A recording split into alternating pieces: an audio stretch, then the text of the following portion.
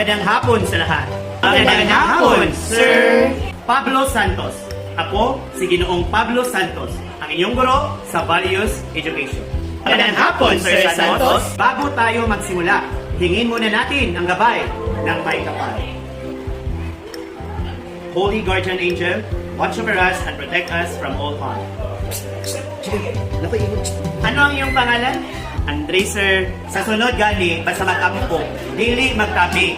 Show some respect, kay nag-ask na guidance Ginoo. Kabalo naman mo na ba? Yes, sir.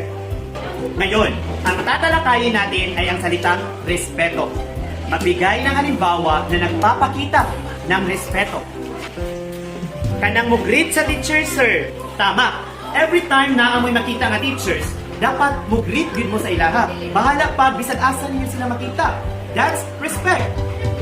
Unsa pag yun?